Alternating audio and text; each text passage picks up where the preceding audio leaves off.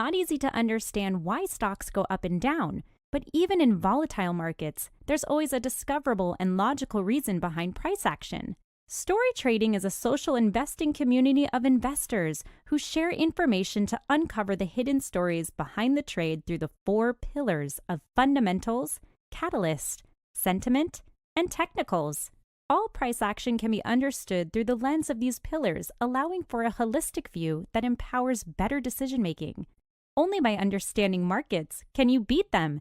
Join our community today and start making sense of markets.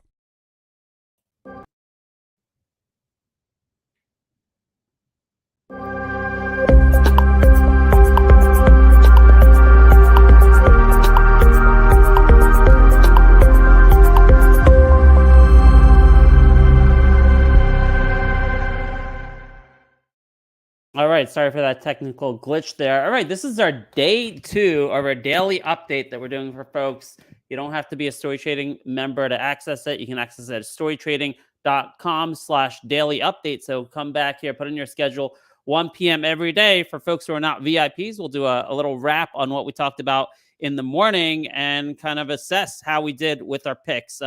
So first, real quick, we got to talk about CPI tomorrow and what the markets are doing. So CPI, we went through this morning. I'm not going to go through it in detail, but we went through RK and how it acted last week when we had the jobs data, which was a clue in terms of how important CPI is tomorrow. Now, it looks like the markets are anticipating good CPI, but I'm not taking big chances. I am raising some cash today in case CPI is a miss. All right. So RK and IWM are both at critical levels. And in fact, RK broke out here.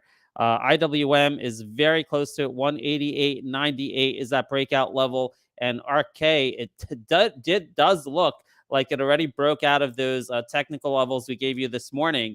So this looks like it could be off to the races. But again, I am being a little bit cautious, raising a little cash. So the targets here is in the low 50s on RK. But let's see what happens tomorrow. Stay tuned for CPI tomorrow. Now, in the meantime, we're making money. These are the picks we gave you in the morning. LAP, Palantir, Lucid, Beyond were the top 4 that we gave you. All right. So you can see Palantir, Lucid, and Beyond are up today. LAP not working yet, but LAP has been a top pick for us for a couple weeks. We've been riding it up, and it was like a top 3 pick the last several days as it rocketed here from 140 to 174. So can't complain about that. Was hoping for a bigger move today, but I feel very confident about this based on the intelligence we gave you this morning, which is in our app, storytrading.com/app. If you look up LAP, you'll see the nugget that came through last night from the CEO, which is why I'm thinking it can make a move to that 200 DMA around 190. If not today, pretty soon. All right. But we'll see what CPI does. It could throw a wrench in it. Palantir, we give you a $17 price target this morning. It hit 16.93. So we did remove some at 16.93. We also have long-term shares. I'm looking for ultimately a breakout of 17 and into the low 20s. We've been collaborating with Rex on this one. So I'm pretty confident on this one long-term, but did reduce some of the swing shares because it got near our target of 17 and because CPI is tomorrow. So that was a good opportunity. Lucid also we gave you this morning, and it's been off to the races all day. This one broke out. We gave you a $9 target on this, and we've been on this one since below $6 since the catalyst came out, right? That's what we try to do at Story Trading, is anticipate technical breakouts based on catalysts and how the catalysts impact sentiment and fundamentals. So we do that every single day. And Lucid, we're in early on this, so already got a big move out of this.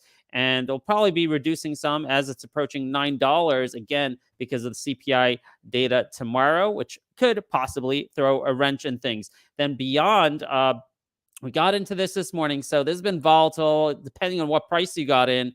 I guess we're probably around break even at this price because we got in. The news came out this morning. We got in on the pullback right around here, 1550, 1560. So right now we're about break even on this. And Beyond, I think this is just kind of riding the Carvana short squeeze theme, and then it triggered this morning because of catalyst, right? That's how we like to do it at Story Trading. We're not only looking at technicals, we want multiple pillars at work. So we got another pillar this morning. Now, I don't think this is the greatest catalyst in the world. They're like, okay, they're now in 14,000 stores nationwide following expanded distribution. It just needed a spark. Okay, because I'm guessing it was probably in 12,000 stores or something. I mean, this was widely available. So I don't know the exact number, but probably not groundbreaking news. But all we needed was a spark to get this to sustain the move over the 200 DMA. And we, in collaboration with Vegas, we both thought like 16 to 19 is a playground this can start playing in. But this is a riskier stock. BYND is riskier. The fundamentals are poorer. So you got to watch your size. So we're in this with small size on BYND, unlike Palantir, Lucid, and LLAP, which we have much larger size in. Carvana continuing to have small size in this. Man, we gave this to you back at like 16 with a target of 30s to 50s in this with very small size for the same reason that BYND is very small size. Although, I mean, the headlines have been extremely bullish and the press releases have been extremely bullish for Carvana, but there is a very bearish thesis out there regarding possible accounting fraud. And that's why I have a very small position in Carvana, but we gave that to you early. And if you're so inclined, if you like that kind of stock, we gave that to you very early with big price targets, and it's coming to fruition. All right.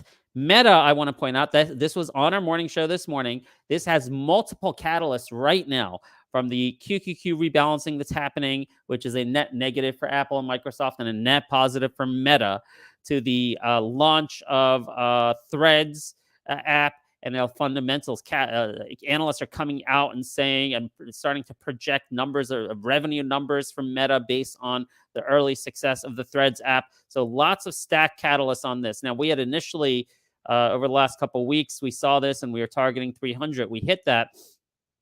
We hit that last week in pre-market and got out at 299, but I got back into this the last couple of days because of this Threads launch and because of the multiple catalysts, again, with the QQQ rebalancing. So 298.16, a key level. 298.16 was the high here. 298.13, I'm sorry, 298.13. And then earlier today, when it broke 298.13, it make a beeline right to 300. So now it's pulled back, trying to hold again that key 298.13 level, which again was the recent high on this. So I'm looking at the possibility of this breaking 300 and making a big move. So relatively small size on this, though, because it's just come up so much, so fast. So this is not one of my larger positions, but I do like the stack catalyst on Meta. And we gave that to you again this morning. So if you played that from our morning call, you'd be up $5 on it or so from pre-market. The VIPs get the early look, so they get the opportunity early pre-market. Coin, man, I failed to put this on the pre-market show, and I thought about it. I bought it in after hours last night. There was just so much to cover. After hours last night, I was on a Twitter Spaces last night, as I am once a week, and the panel was just so bullish on Bitcoin, and we've been bullish on Bitcoin as well ever since BlackRock and Fidelity getting involved with these ETFs. So very bullish on Bitcoin right now, and coin is one of the ways we had been playing it last week. We got that big jump over here and got back in last night, added more today on, what did we beat? Let me show you the levels. Okay, let me show you what it broke. Here it is. You see this? 87.63. So 87.63, and you see the top of this candle was 85.38, but 87.63. If you go back and look at these candles, there's nothing. After you clear 87.63, this is the play. This is the target now, up near $100. In the high 90s, 100, that's my target right now. This is just a short squeeze. I don't know that you can justify the price fundamentally or how analysts are potentially looking at that, but 87.63 and 100. So at this point, intraday here, I think 87.63 is your support level, and we're in this, and we added last night and today on that break of 87.63, and we're holding.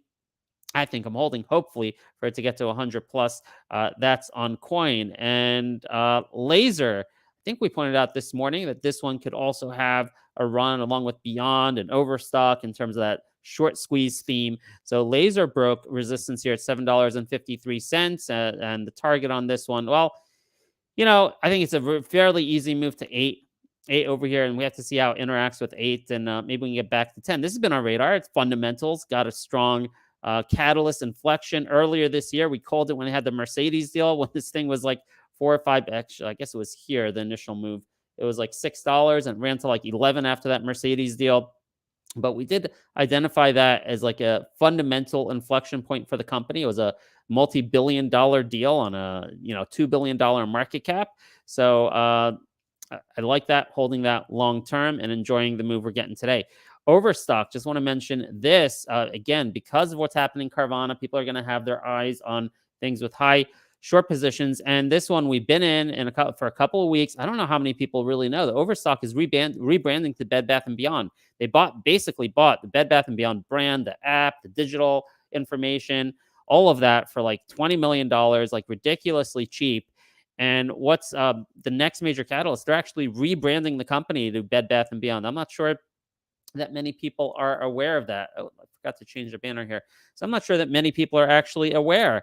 And that's going to happen. Already the Canadian site, or overstock.ca, is forwarding Bed Bath & Beyond. In the US, they're waiting for the brick and mortar stores to close. So they're doing their sales right now, the liquidation sales.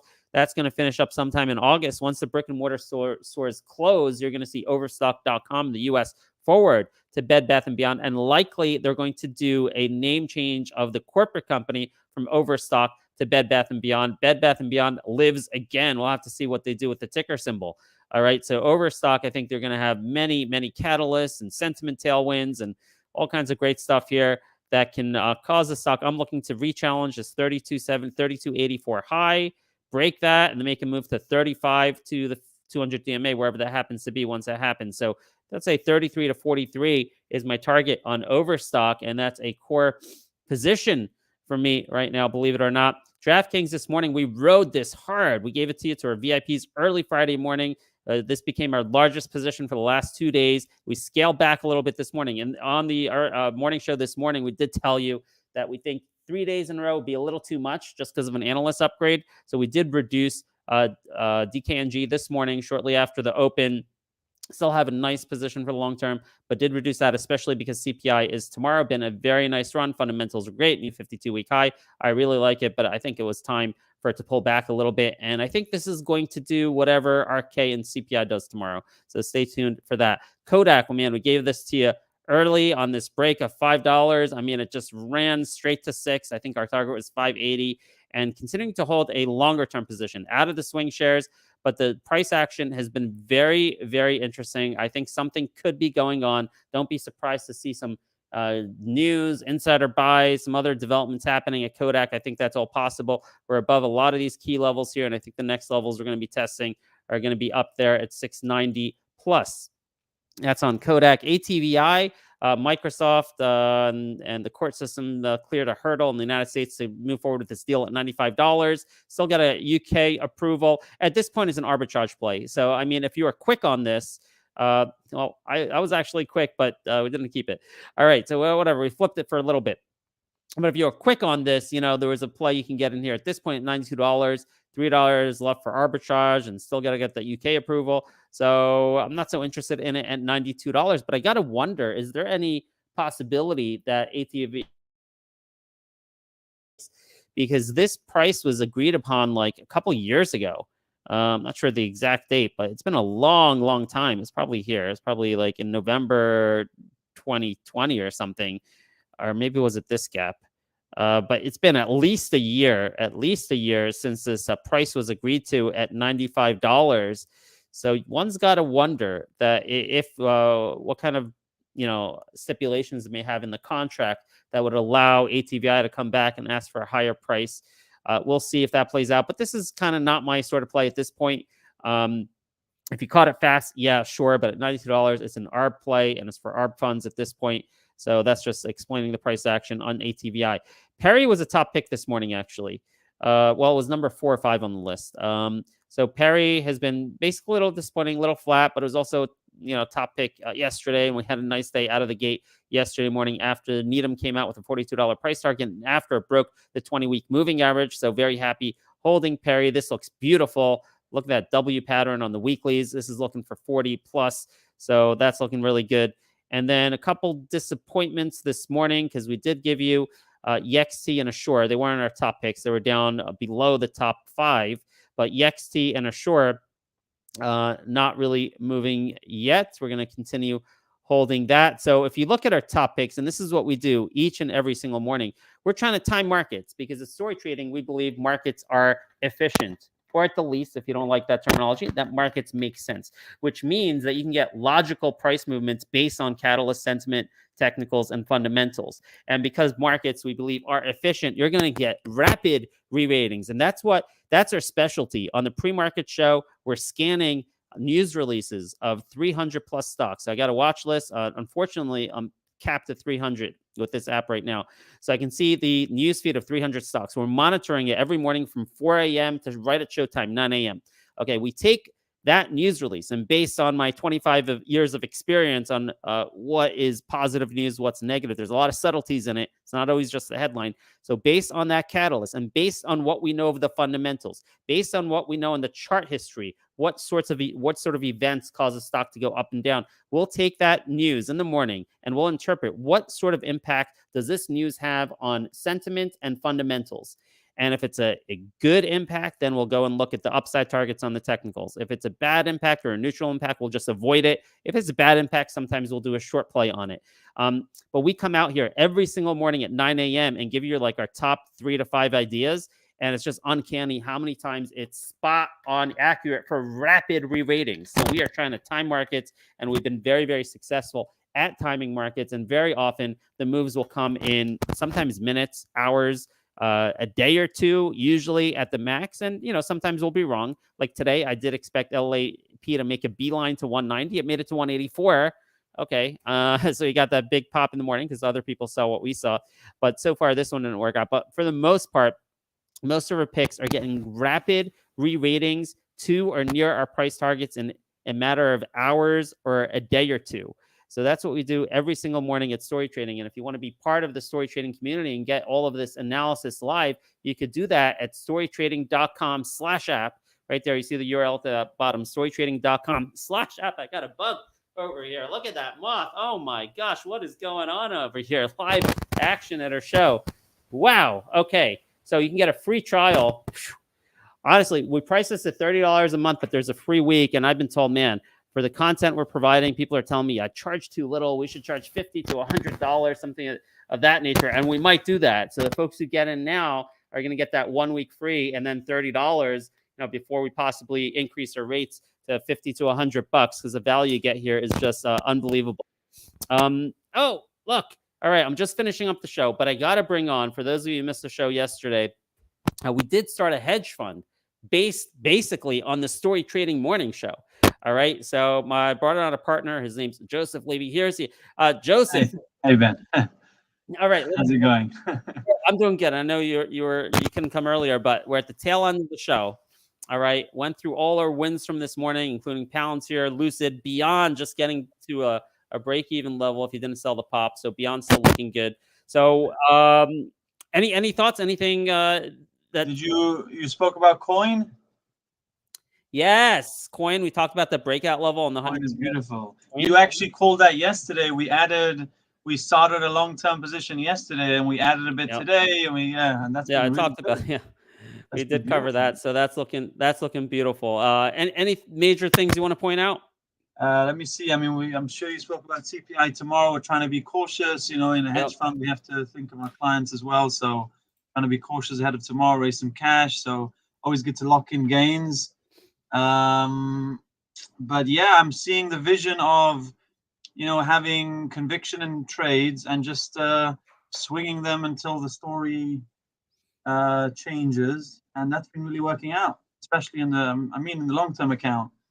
So that's been a nice shift in our strategy, and I think that's how you really lock in some major gains, absolutely, especially when the market's bull. The signal for us when we started getting bullish was when RK broke the 50-week moving average.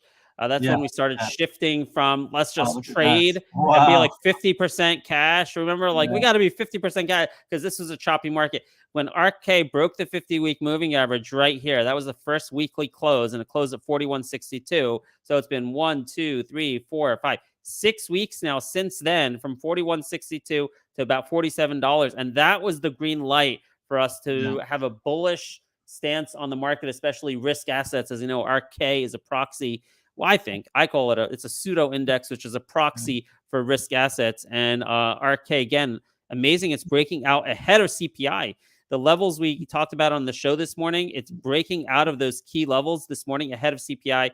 Maybe the CPI leaked. I don't know, but we're going to wait for that CPI data to make any definitive moves. And we do have some cash ahead of CPI tomorrow, 8:30 a.m. And we're going to cover it at 9 a.m. on our show. We'll give you an analysis along with the top picks for the day, which again have been killing it. Tell us about these top picks. We started this hedge fund because you realize how the top picks on the daily pre-market show have been killing it day after day after day. Yeah, that was it. I wanted to collaborate even further than just watching you on the morning show and in the groups, because I saw the incredible success from the morning show picks. It was just winning.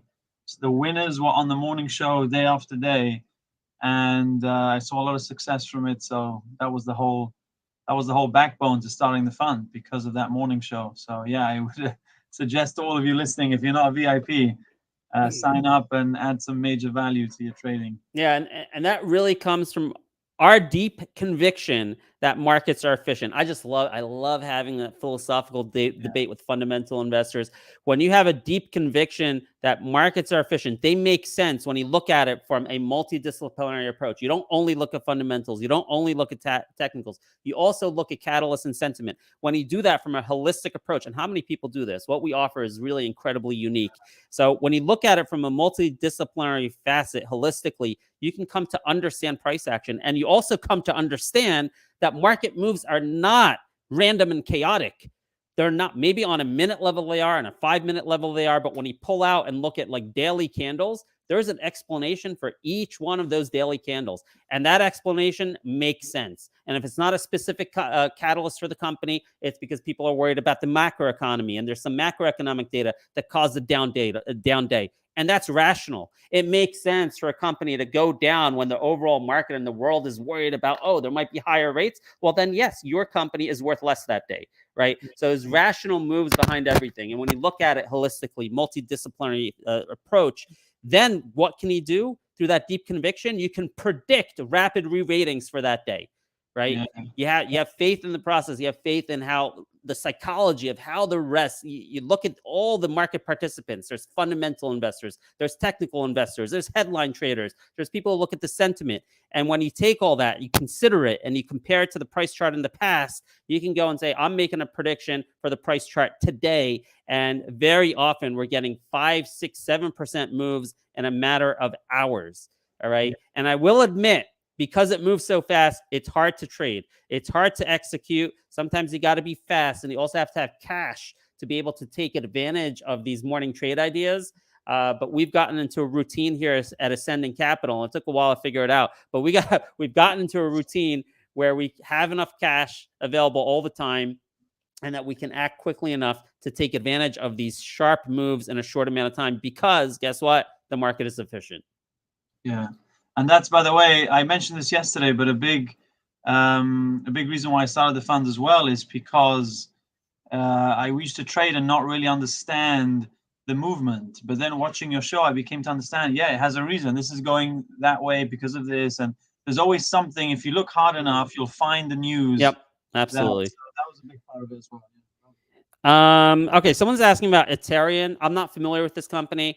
Reza, I'll tell you, this 300 stocks on this watch list is a curated list based on stocks that we've researched in the past, based on stocks that have been presented to us from other colleagues, from all kinds of sources, where they're basically a little bit partially vetted already, where in many cases we've interviewed the CEO, sometimes multiple times. So we're looking at stocks we already know, because it's hard to analyze what's the impact of a catalyst going to be on a stock like AT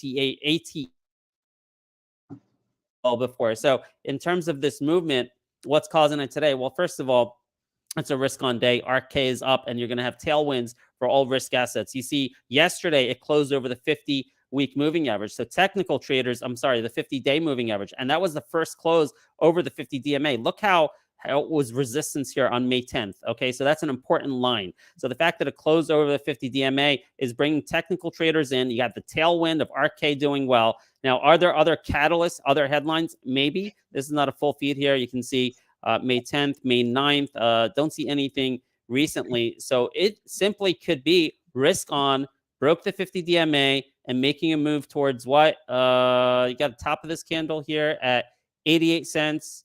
And then you have that 200 DMA, which is at 96 cents, 95 cents, and declining. Maybe it meets at about 88 cents. So roughly, I think that's your target. But personally, I wouldn't enter this trade unless I knew more about the fundamentals, unless I looked at all the recent catalysts, including the recent earnings report, and that can give me conviction on whether it's going to make it to that level, to that 88 cents or that 95 cents in declining. Let's call it 88 cents. It'll probably decline and meet there at 88 cents. But those are probably the reasons why ATER is going up today, because of those technicals and the tailwinds for risk assets. All right, guys. And with that, looks like we have a bunch of people on Rumble watching us. Got some folks on YouTube. So be back here. Listen, we're going to make it consistent every day at 1 p.m. So appreciate you can spread the word on social media. It's an easy link. It's at storytrading.com/daily update. And we'll be here for you with free analysis every day. But if you want that extra edge and get that morning picks that move rapidly, 5-6% moves sometimes in a matter of hours. If you want that advantage, you got to join us through the app, storytrading.com/app. And thank you, Reza, everyone. Have a great day. Thank you, Joseph. Take care. And we'll leave you with a little bit more about story trading explained. It's not easy to understand why stocks go up and down, but even in volatile markets, there's always a discoverable and logical reason behind price action. Story trading is a social investing community of investors who share information to uncover the hidden stories behind the trade through the 4 pillars of fundamentals, catalyst, sentiment, and technicals. All price action can be understood through the lens of these pillars, allowing for a holistic view that empowers better decision-making. Only by understanding markets can you beat them. Join our community today and start making sense of markets.